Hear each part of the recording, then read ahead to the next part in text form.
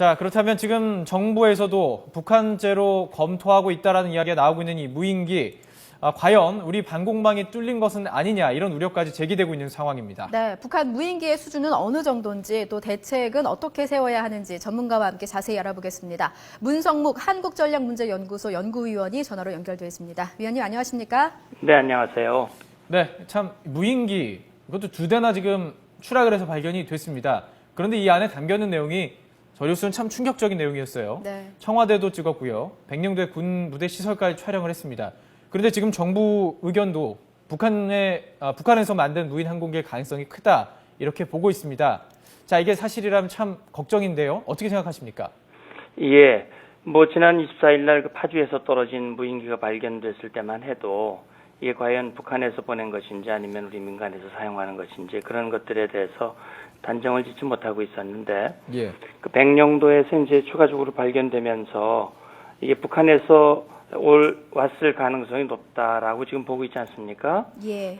그러니까 그 외형이라든지 이런 것들은 조금 모양이 다르게 생겼습니다만, 네. 여러 가지 그 기능이라든지 장착된 장비 이런 것들이 매우 유사하고 특히 둘 다 우리에게 중요한 시설들, 군사시설이라든지 지휘시설을 촬영하려는 시도가 있었다고 하는 것들, 예. 그런 것들로 봤을 때 북한에서 보냈을 가능성이 높은 것으로 지금 잠정적으로 보고 있는 것 같습니다. 예. 네, 이 목적은 아무래도 정찰이라고 봐야 되겠죠? 예, 그렇죠. 지금 이미 이제 발견된 그 장비에서 수거된 그런 근거 자료를 보면 이제 파주에서 발견된 그 무인기에서는 우리 청와대라든지 그런 북에서 오는 그 통로를 찍은 내용이 담겨져 있고 또 예. 백령도에서 발견된 거는 해병 6여단이라든지 군사시설 이런 것들을 촬영한 것들이 있다고 하더라고요. 네. 그리고 그 무인기의 외형에 보면은 그 색깔이 하늘색이에요. 예. 이것은 2012년 북한이 공개했던 그 무인기하고 색깔이 같고요. 예. 그다음에 이제 거기서 발견된 그 배터리인가 날짜라고 하는 표현이 있는데 기용날짜. 예. 우리는 짜라고 그러는데 이제 자라고 이게 북한에서 뜻이 쓰는 된 거잖아요. 것. 예. 예, 그런 것이 결국 북한에서 보낸 정찰기일 가능성이 높다는 그런 근거라고 보는 것 같습니다. 예. 참 이거 이제 우리 정부 입장 공식적으로 나오면 북한에서의 반응도 궁금합니다. 뭐 인정을 할까요? 아니면 어떤 식으로 반응을 할 어떤 가능성이 있다고 보이십니까? 예. 북한이 자기들이 해놓고 그걸 인정하지 않는 그런 게 너무나 많았기 때문에 네. 네. 이제 이번 우리가 발표했을 경우 날짜라고 할 가능성이 높지요. 예. 그러나 묵묵부답이라든지 아니면 또 어떤 우리가 생각할 수 없는 다른 반응을 보일 가능성도 배제할 수는 없겠습니다. 네. 지금 이 2대, 파주와 백령도에서 추락한 무인 항공기 2대가 발견이 된 건데 지금 이렇게 발견됐으니까 망정이지 사실 발견이 안 됐다면 더 무인 항공기가 우리나라를 정찰했다고 예상할 수 있는 거 아니겠습니까? 네, 그렇습니다. 이 관련된 전문가들이 일치된 견해는 네. 역시 이제 그 무인기라고 하는 것이 크기가 너무 작고 예. 그렇기 때문에 우리가 운영하고 있는 레이더에 포착이 안 된 거란 말이죠. 예. 파주에서 운영된 것도 그렇고 백령도도 마찬가지. 우리가 사전에 포착이 안 됐다는 데 문제가 있거든요. 네. 그래서 지금 발견된 이 2대 외에도 우리 상공을 이 마음대로 비행하는 그런 정찰기가 있을 가능성을 배제할 수 없다. 따라서 정찰기까지 무인기까지 포착 가능한 그런 보다 고출력 이 방공 레이더가 필요하지 않나 이런 필요성이 지금 제기되고 있는 거죠. 예. 예. 참 7시에 이제 무기 전문가 또 군사 전문가와도 이야기할 때 이 소형 작은 장비까지 추적할 수 있는 레이더가 필요하다라는 이야기까지 나눴었는데요. 자, 이제 군사적으로도 대비를 해야 되겠지만 지금 북한과의 시점은 참 미묘한 시점 아니겠습니까? 그렇습니다. 드레스덴 구상도 있고요. 5.24 조치 해제까지 얘기가 나오고 있는 시점에서 이 무인 항공기 2대가 지금 발견이 된 겁니다. 자, 그러면 이게 어떤 북한과의 관계에 있어서도 의미가 상당히 클 것 같아요. 어떻게 우리가 좀 대응해야 될까요? 네, 그렇죠. 지금 이제 일단은 조사된 그 정찰기가 북한제라고 하는 것을 분명히 확증할 수 있는 근거 자료가 이제 좀 더 확보가 될 필요가 있고요. 예. 이거는 이제 이 문제를 놓고 우리가 앞으로 뭐 남북 간의 대화가 재개된다든지 뭐 그 이전에라도 우리가 항의를 한다든지 뭐 이렇게 해야 할 그런 필요가 있을지 여부는 아마 우리 정부에서 또 관련 당국에서 판단해서 조치를 하게 되겠죠. 예. 근데 역시 이번 이런 무인 타격기 외에도 북한은 그동안 우리를 공격하기 위한 우리를 정찰하고 탐지하기 위한 모든 수단들을 발전시키고 운영을 해왔다고 하는 점에서 네. 우리가 뭐 그런 어떤 항의 이전에 우리가 군사적으로 대비하는 것이 우선 필요할 것 같습니다. 예. 이번 상황이 참 중요한 게요. 예전의 사례들을 좀 살펴보면 사실 연평도 포격 전에도 비슷한 사례가 있었습니다. 뭐 무인 항공기를 띄워서 군의 주요 시설을 둘러보고 지형 지물을 파악하고 나서 연평도 포격 도발이 일어났었는데 혹시 지금 이 같은 북한으로 추정되는 무인 정찰기의 발견이 추가 도발을 위한 사전 작용이라고 볼 수는 없는 겁니까? 예, 충분히 가능성이 있는 거죠. 말씀하신 예. 대로 2010년 8월에 북한이 이제 서해 NLL 인근 해상에 예. 해안포를 발사한 후에 백령도와 연평도 부근에 이 무인기를 띄워가지고 정찰하는 그런 내용이 우리에게 포착된 전례가 있었죠.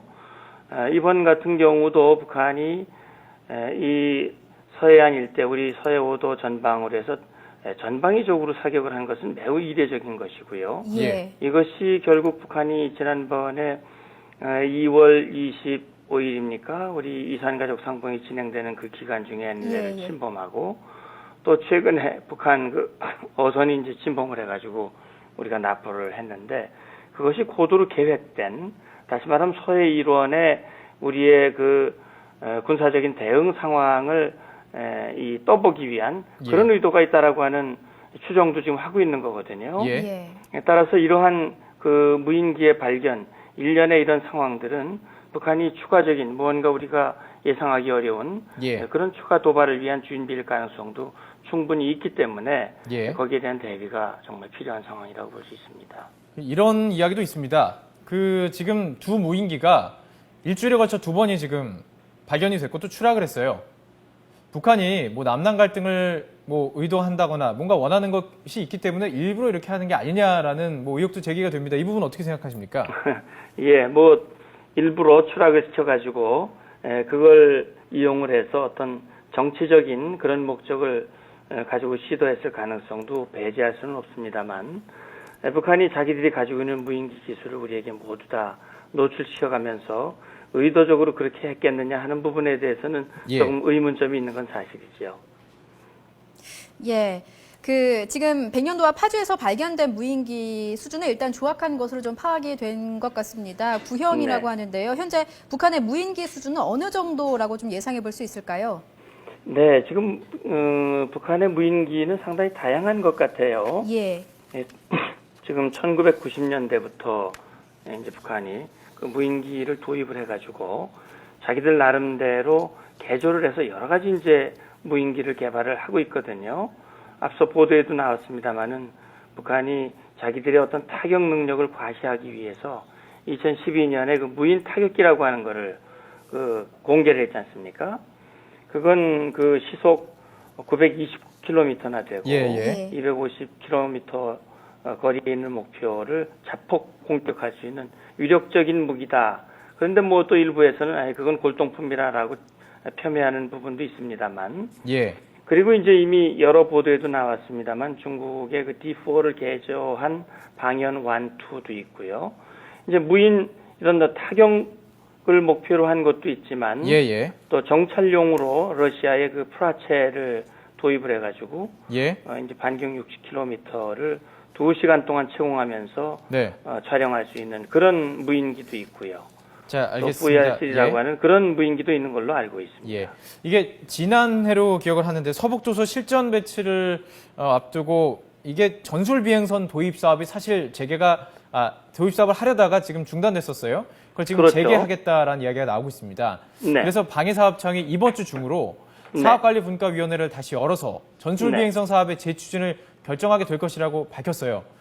그럼 이제 어느 정도 우리가 대응을 해서 전술 비행선이라는 게 아무래도 무인기가 포함되지 않겠습니까? 그렇죠. 이 대응하는 수준이 충분히 될 수 있는 수준이 될까요? 예, 그 전술 비행선도 역시 이제 그런 여러 가지 목표를 가지고 했는데 네. 어차피 무인기라고 하는 거는 아무리 띄워도 채공 시간이 제한이 돼 있고요. 예. 여러 가지 제한 사항들이 있기 때문에 그런 것들을 이제 극복하기 위해서 24시간 계속 띄워놓고 북한의 일거수일투족을 감시하기 위해서 이제 전술 비행선을 이제 도입을 했는데 예. 그 미제 전술 비행선 시험 운영 과정에서 좀 문제가 생겼지 않습니까? 예. 아마도 제 생각으로는 이 사업을 최대한 다시 재개를 해서 우리의 그 정찰 감시 능력을 높이는 그런 조치가 필요하다고 생각을 합니다. 예. 그 위원님 보시기에 지금 현재 북한과 우리 군의 무인 전력, 무인 항공기 전력 비교를 해보면 어떻습니까? 사실 북한의 기본적으로 대남 전략과 작전은 다 공격입니다. 우리를 침공하기 위한. 근데 우리 같은 경우는 이제 주로 방어용이에요. 그래서 우리도 무인기를 여러 가지 가지고 있습니다. 예. 제가 알고 있기로는 우리가 가지고 있는 무인기는 주로 정찰용이고 공격용은 가지고 있지 않은 걸로 알고 있습니다. 예. 그 대개 적어도 공격용이라는 게요. 5km 이하 예. 적어도 무인기를 가지고 있죠. 송골매라든지 또 해군에서 운영하는 섀도우라든지 이 공군에서 운영하는 그런 무인기들도 우리를 가지고 있지요. 예, 그 공격용 무인기라는 게요. 그 무인기 안에 예를 들어서 소형 폭탄을 얹어서 적지에 타격이 가능하다는. 예. 상당히 위험한 무기가 되는 거죠. 예. 그렇게 그렇죠. 되면은 그러니까 이제 말씀하신 대로 예. 폭탄을 장착을 해서 가서 떨어뜨리는 방법도 있고요. 예. 아니면 그 자체가 그냥 무인기가 폭탄 형태가 돼가지고 자폭하는 형태가 될 수도 있습니다. 예. 그러니까 자폭형 무인기일 수도 있고 예. 가서 사격을 하고 돌아오는 우리 일종의 미사일 형태라든지 아니면 우리 그 전투기에 이 폭탄을 장착해서 사격하고 우리가 회수하는 네. 그런 형태의 무인기도 있을 수 있는 거죠. 예. 그 북한이요. 지난 이 무인 비행기를 어떻게 공개한 적이 있지 않습니까? 그렇죠. 근데 그때 공개된 것보다 훨씬 더 성능이 떨어지는 무인기예요. 지금 저희들이 추락한 무인기가요. 그렇습니다. 그만큼 열악하다라고 볼 수 있을까요? 네, 그때 공격한 무인기는 이제 무인 타격기, 아까 말씀드린 대로 자폭형 무인기고요. 지금 이번에 발견된 거는 상당히 그런 것들 나름대로 그 지형과 자기들의 목적에 맞게 개조해서 이 소형으로 좀 열악하지만 예. 이 백령도에 떨어진 비행기 같은 경우는 띄워서 사진을 촬영하고 그걸 전송받고 또 회수하고 이런 그 목적으로 한 것 같아요. 그러니까 사실 아까 우리 남북한의 그 무인기 기술력을 따져 비교해 본다면은 네. 예. 기술적으로는 우리가 더 위에 있지만은 예. 우리는 주로 정찰 목적으로 하고 있고요. 주로 적어도 그 촬영을 하고 있고 앞으로는 좀 그 고고도 정찰을 위한 글로벌 호크를 우리가 도입하기로 이제 결정을 했지 않습니까? 예. 아마 이번 계기를 통해서 우리도 무인기의 역량을 높이고 또 그 무인기에 대응할 수 있는 그런 대응 능력을 제고시키는 어떤 그런 계기가 됐으면 좋겠습니다. 예. 예. 알겠습니다. 지금 백령도가 또 서해가 어떻게 네. 보면 지금 이슈의 중심이 되고 있습니다. 백령도 주민들 이 폭격이 있을 때 조업도 중단하고 많은 피해도 있었는데요. 백령도 현지 좀 분위기도 좀 궁금하죠? 네, 위원님 잠깐만 기다려 주시고요. 저희가 백령도 현지를 연결했다가 다시 한번 말씀 나눠보겠습니다. 잠시만 기다려 주시고요. 지금 백령도 현장에 우철이 기자가 나가 있습니다. 자, 우철이 기자, 지금 현장 상황 전해 주시죠.